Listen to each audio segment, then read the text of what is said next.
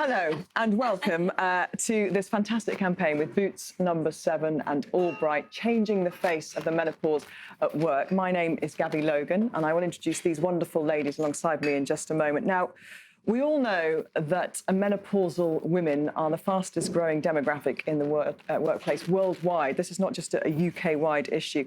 1 in 4 experiencing what can be debilitating menopausal symptoms in the workplace, and 90% agreeing that there is still a stigma attached to talking about those symptoms that could be inhibiting how they do their jobs.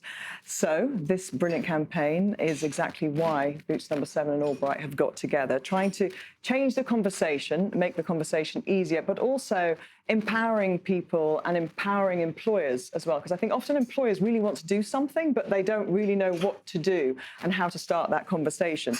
And so there will be support, there'll be advice with this campaign. There are some brilliant tools as well. There's a 5-part video course which features experts across a wide range of industries, providing practical, educational, entertaining, and really inspiring content as well, which can hopefully afford people that space to approach these conversations about the menopause. So we're here to celebrate that partnership, to hear about experiences in different industries as well, because I think that's the important thing, isn't it? I think it's everybody's different, everybody's experiences are different.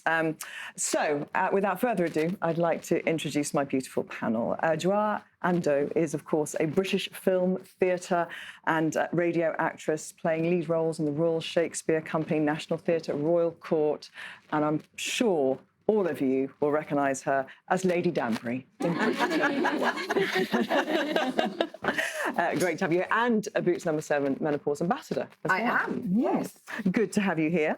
Thank you. And Minoa Chisti is Global Vice President and Marketing Director of Beauty, Skin and Healthcare at Walgreens Boots Alliance, which has been known for increasing shade ranges, retinol products as well, and of course introducing extra diversity training as well for its beauty advisors. Minoa is changing attitudes throughout the organisation and, of course, has led the creation of this fantastic new range, the menopause range, the Boots No7 menopause range, which has been backed by about 5 years of research and development and has been tried out on real menopausal women.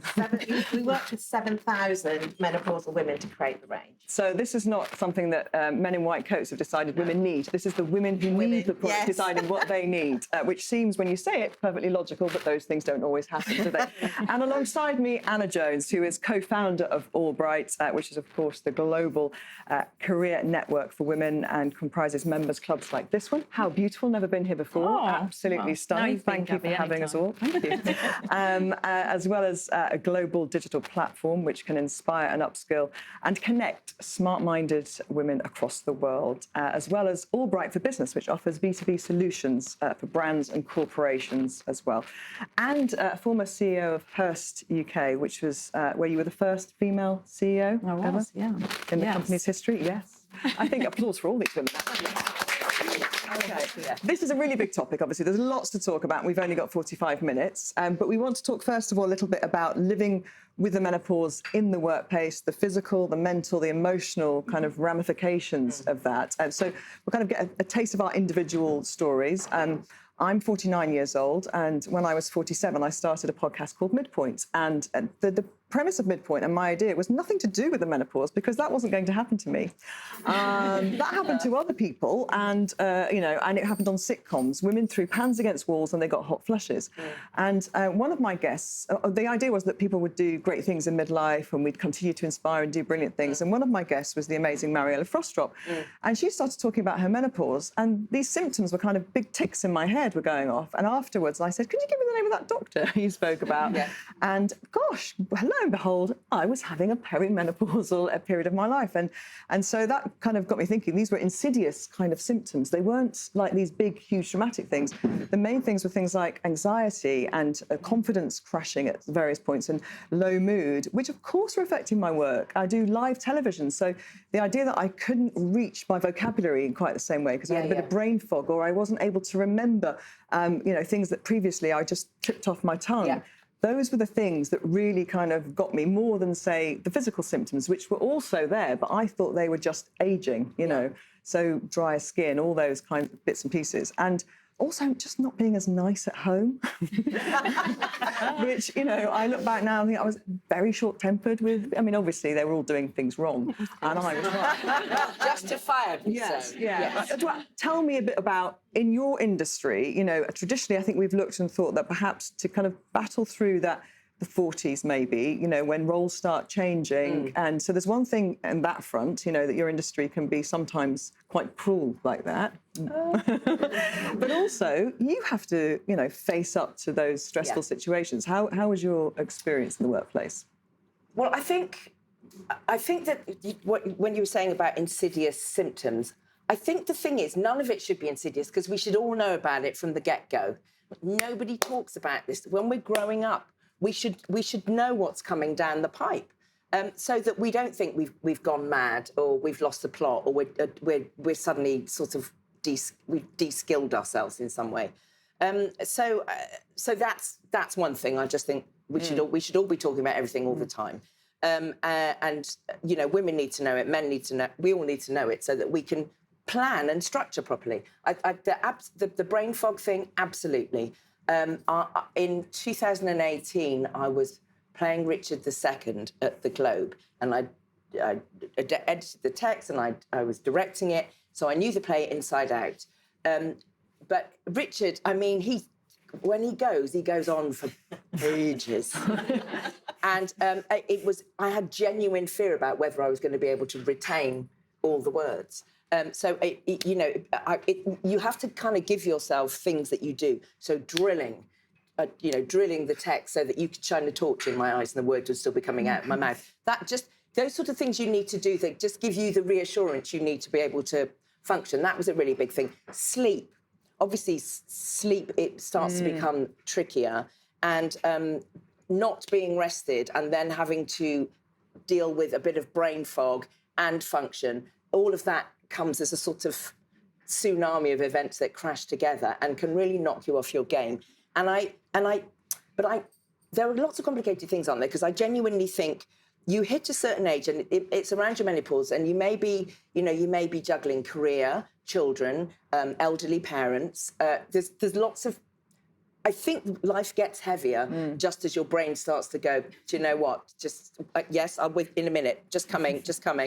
So I think we're juggling internal and external things at the same time. And there is no credence or space in our lives to deal with it. But on the other hand, you get that sense of, I called it my F-it 50s. Because it was just like, I have my friends, I know who I am in the world, I know what's of interest to me, I know I want to focus, and there was something sort of liberating about that at the same time. But just go back to the workplace for me a second, because how easy was it for you to have those conversations, or to try and get tools that your colleagues could kind of like recognise that you were dealing with those things? Did you have those conversations with directors? I always have those conversations with women. We talk about everything. We talk about grey pubes. And we, stuff that's like, nobody told me about that. Just stuff that we're all like, do I have? So as I'm saying it, I'm going, should I say that? But yes, I'm saying it because, come on. So it's not on my... Is it not? The night sweats and all that stuff. And one of the things that I found brilliantly helped me was stopping sugar. Just stop it. It's hard because the Prosecco and the wine, stop it. Because it just made my body sweat more, and it's not nice. You don't want it. So it's. I just think it's interesting to recognise all that stuff and not be awkward or ashamed those about things is really important as well with people, isn't it? Because we all get our bits of information from all over the place, and we want to kind of like give our sisters a little bit of kind of what I've learnt this has worked for me. But we're all so different, aren't we? And it's a bit like saying everybody's got the same menstrual cycle. We're just totally different.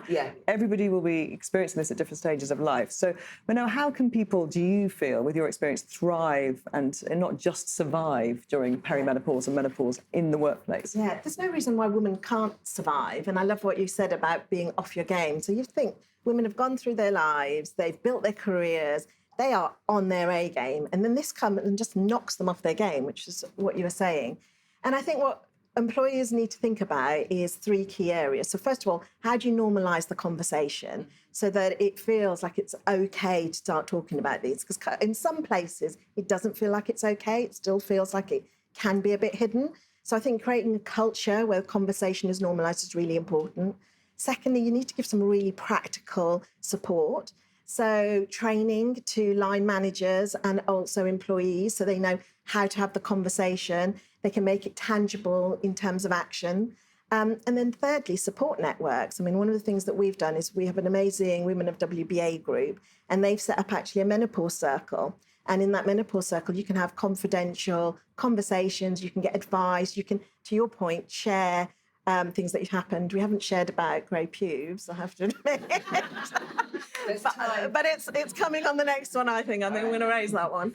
And that's really important. So I think if those 3 things are in place, it means women can absolutely thrive. And if you think of organisations, right, you said it yourself, the largest growing cohort is menopausal women, right? 1 in 10 of those will choose to exit the workforce because of menopausal symptoms. Think of all that incredible knowledge just walking out the door.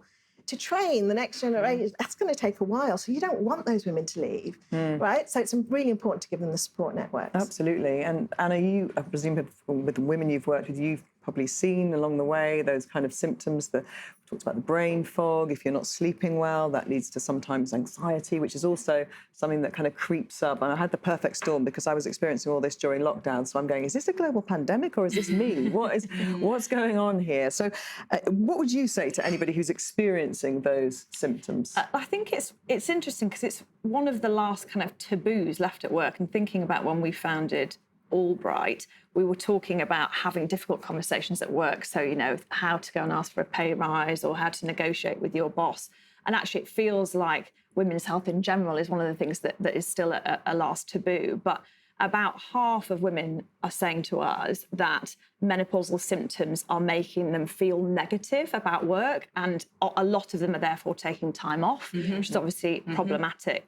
So I suppose one of the most important things is obviously to educate yourself, because I think if you are educated and you understand, I mean, half the symptoms you just mentioned there, we will all experience, but there'll be a whole load of others that other people you haven't mentioned, that other people experience. So I think joint pain, restless legs, absolutely. There's hair loss, lots of different things that can, So many of these things. So I think to be able to have the conversation with your line managers or your place at work or your HR people or your colleagues, frankly, you have to sort of understand what these symptoms might be.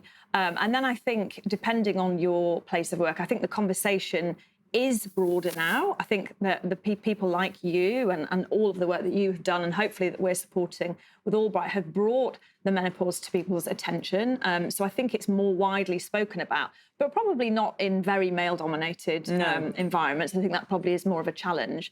So, lots of practical tips in the course, as you said, but I think it's about finding other advocates as well in your place of work, and then going to talk to your managers, your HR team, if you've got one, about it. And I think that probably having the statistics at your fingertips, not just it being a sort of personal thing. Of course, people should listen to your own personal story, but if you've got those statistics and you can talk about the fact that, I obviously want to be my best self and be productive at work, as do all my colleagues. What is your policy for menopause? Then I think you can feel like you've got the tools at your disposal to make a difference. And as you say, I've always been a huge advocate of male allies in any area of, particularly I started out obviously in women's sport, which the space wasn't particularly female. And, the more we get our male allies on side with things, it's just going to make things a lot easier for everybody. The idea that men would go through like not knowing about pregnancy or puberty, that just wouldn't happen. Yeah. So I think it's so important, isn't it, to have those conversations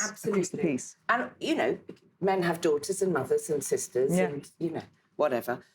But also, men experience a diminution in their powers as well. It's not like it's a one-gendered thing. Ours are more pronounced perhaps. And we're starting to talk about it because I feel there are generations coming up that go, just because I can't produce a baby now doesn't mean that my usefulness to society has gone. And I do think that in broadcasting, certainly in my industry, there is still that fallacy that, you know, the minute you are no longer fertile, you have no stories worth hearing, you have no narrative arc that's interesting, and we don't need... It's sort of very ancient.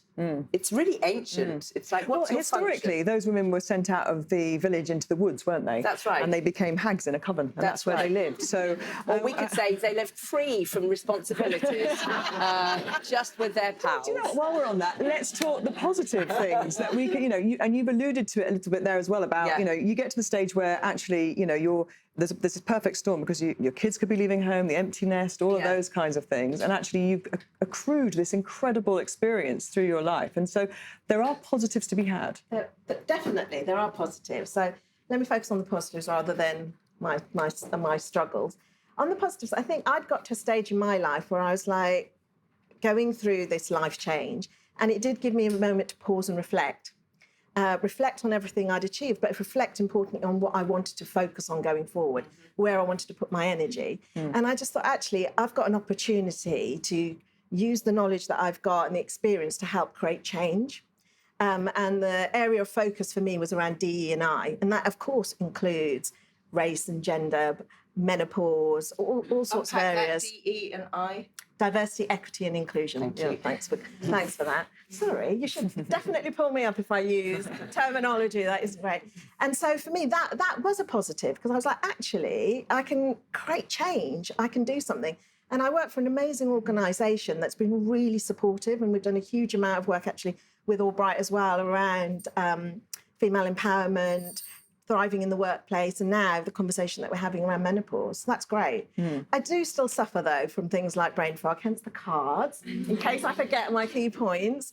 And that can cause, you know, a bit of worry. But you're right, it's also a moment to pause, reflect, and think about that next journey in life in a positive way. And then, you know, kind of look and go, right, OK, once you've established that this is perimenopausal, this is menopause, you decide whether you want to do something about it in regards to get on a medical route, or you have a lifestyle change, whatever it is that you do to control your symptoms. What a great period of life to be in, because you've done all this amazing stuff. You might have had a family, and you've got this kind of period of time in front of you where you can reevaluate your goals and ambitions and with energy. I kind of feel like it's I don't know. It feels a bit like, if I was a man, this is what it might feel like.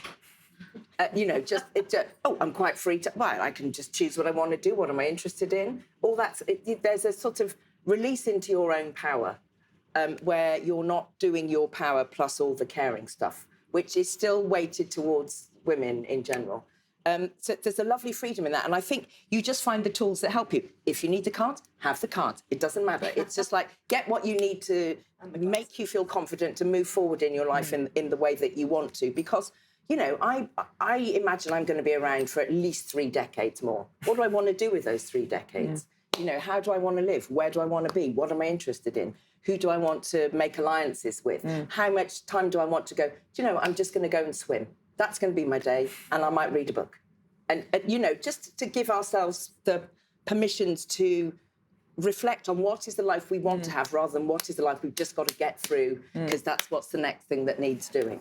I've got a friend, Anna, who you probably recognise these kinds of women. She's one of the most senior women in finance in Europe, you know, sits on the board of one of the biggest funds in Europe. And she said to me, why am I not going to go on H? Because a few friends were kind of going, oh, it's a bit like kind of saying you want pain relief in childbirth, I think, at the time. You know, it was that kind of, she was a bit like, oh, why would you do that? And she said, if I don't do this and I go invisible, there are no women on my board. Yes.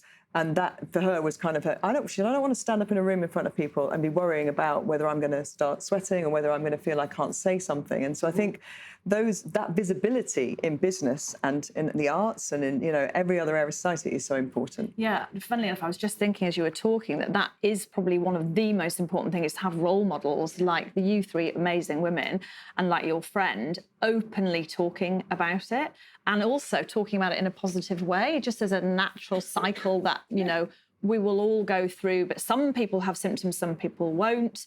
I think, you know, the conversation is happening more in the media, which is good. You know, people like Davina McCall and various people like yourselves that are having that conversation. But in a workplace, less so. You know, I think there are less people like your friend who'll stand up and talk about it. Now, we work in a predominantly female organisation, and so in a way, we probably talk about it every day because someone comes in and goes, oh, hot flush, or, you know, brain fog, and actually it's just seen as a totally normal thing. I think that you need, you know, those of us who've been through it or going through it, it's very helpful if we can find our voice and actually use our voice. But that's, you know, you have to be pretty brave because there's still quite a stigma about it in a lot of organisations. So I'm not necessarily saying on your own you can do it, but if you can, or you feel like there is a forum to do it and you have got somewhere you can talk about it, it's extremely powerful to younger women and other women in the organisation. You know, in the same way, you know, you said that I was the first female CEO of Hearst, and I was the only female CEO in the media at that time. It's absolutely insane. And actually, one of the things that sort of really galvanised me was that younger women said to me, okay, so there is a route to the top. And actually, so there is a route, there are strategies, there are ways through this phase of life, and this experience of menopause is really, really important. So, you know, hats off to your friend, because we need more. And you did touch a little bit on earlier about HR and managers, and just if you just kind of distill that into some kind of takeaway tools. Yeah, so I think, well, I guess there are a few things. I guess on your side, I think it's about making sure that you're educated, and also, I mean, that is really difficult. It's easy to say, but we've just mentioned about 15 different symptoms there.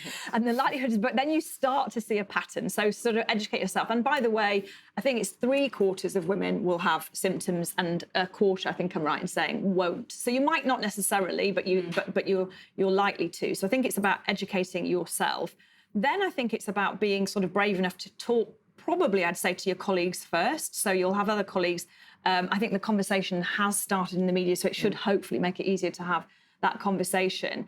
And then I think you are absolutely within your rights, and that everyone should do this, to go and speak to your human resources department or person or whoever it is to say, do we have a policy for this? And if not, why not? Now, hopefully bigger organisations will say, we do. If they don't, then my suggestion would be that you say, OK, well, there are a few of us. Could we set up a little working group to say, this should be our policy?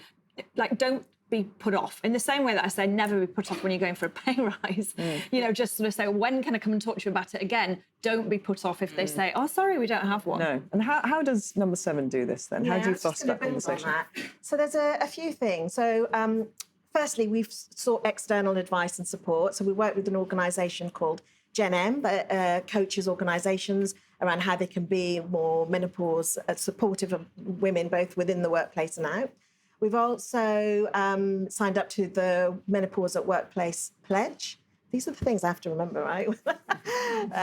Which is, again, fantastic, which says, hey, we're putting our hands up, we want to do better at this. And then there's practical things. So we've got the Women of WBA group, which I talked about, who have set up menopause circles so people can have conversations. We have then done training for line managers, because quite often, you know, line managers won't necessarily know how to have an appropriate conversation or what support they can offer, what are the guidelines. So if we can give them training so they understand the symptoms, but they also understand how to have an empathetic, knowledgeable conversation that helps. But then also for women and people suffering from the menopause and perimenopause, how do you have a conversation and how do you make it tangible? So to go in and say, okay, I'm suffering from the menopause, that's great, but you need to take that to, and here's the support that would be really helpful for me. That's really important, because like everybody said, the symptoms are really different. So if, for example, you're suffering from loss of sleep, then maybe flexible working hours is great for you. If you're having hot flushes, then for us, like our beauty advisors, then we need to make sure the uniforms enable them to deal with the hot flushes.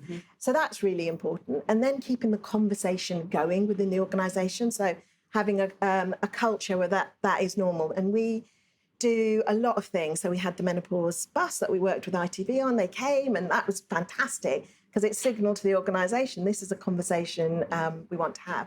And then you can go further. So we have gone further, and we have said to all our employees, if you're chosen to have HRT, then we will reimburse you for the prescriptions, because within England, that's not necessarily reimbursed. So you can also then go even further. And do you know what? We're still on a journey. There's probably more we can do. Those are just a few of the things that we've done. I think you know, that you were saying about the culture, and you can have the culture within the organisation, but we don't have the culture in the wider society. Yeah. Human biology, why are we not teaching the menopause? We were talking earlier about doctors. Medical schools don't. Well, 60% do in this country, 40% don't teach about the menopause. It's just like, what? But the other thing is, you know, just as in who buys the most theatre tickets, who buys the most cinema tickets, who watches the most drama, it's all middle-aged women and up. So we are an enormous money-generating, and I feel like we need to lean into our power and the critical mass. And the whole thing about standing on shoulders, we can have these conversations so that the younger generations can have those conversations and not blink about it. I think that's right. Just one other point on that I would say, and this is kind of a bit tough love, but if you ask and you say, this is what I want to do, this is how I can help put a policy together, these are like the champions, and your organisation's not interested, honestly, think about whether that's the organisation you want to stay in. That's the other thing I would say, is because you can't keep, you can drag a horse to water if you like. So if you're sort of offering ideas and they're like not interested, in the same way that I say, if you keep asking for career progression and someone keeps saying no, you've got to think about whether it's the right place for you. And the power of the midpoint pound, if you like, Totally. that is so important, isn't it, as well? I completely agree with your point, because I think there's a lot of conversation. That's fantastic, but now we need to move into action. Yeah. Absolutely. And research. You know, I've had cancer, so I can't do HRT. I can't even do red clover or anything homeopathic. You have to do it cold turkey. So research into what are the alternatives, because lots of women have had cancer and lots of women won't have access to HRT. And we need to find other ways to, what can we do to physically support the different... It's well, like you say, you found not having sugar, and obviously there's lots of other foods which, do generate more heat in the body. And so just making those things widely known is really important. And in your industry, though, it's different, isn't it, to going into a workplace like Boots No7. You're on different sets at the time. You've been in theatre, then you're on a film set. Yeah. So I guess the culture and the policies vary wildly between... They do vary wildly. There are more women who are commissioning work. There are more exec produce. There are more women in positions where they can change the culture of the organisation. And quite often they don't, because I still think there's a lot of they won't notice I'm a woman if I keep my head down. Or, it's almost that thing. I'll be more like the male workers than I am myself, just to sort of go, I can fit in. And so that's when you have to go, hello, I'm a woman, you're a woman, let's have a conversation, please. But that's something about also getting into this stage of life where I feel now, I don't care, I will have the conversation with you. And because actually I may be voicing something you're not comfortable about voicing, but you might want to as well.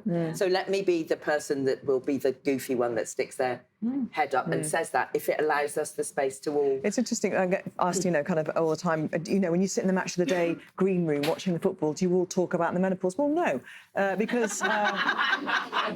There's football on. Alan Shearer and Ian Wright aren't really that interested when there's an important VAR decision to be discussed. But what has happened, I've noticed, since I've kind of been talking more publicly about this period of life and what happens with women, is my colleagues, and not necessarily the front-facing ones that you would know, but producers, directors, they'll say things to me kind of in passing about their wife or their girlfriend or something that they, and then they want to talk about kind of what's happening. And that is the relationship kind of side of things that, whether you're married to a woman, as you said before, whether you're married to a woman, you've definitely got a woman somewhere in your life. In your life, And keeping those relationships thriving and alive and well, and, knowing that might be what is going on with the woman in your life. It's not that she hates you.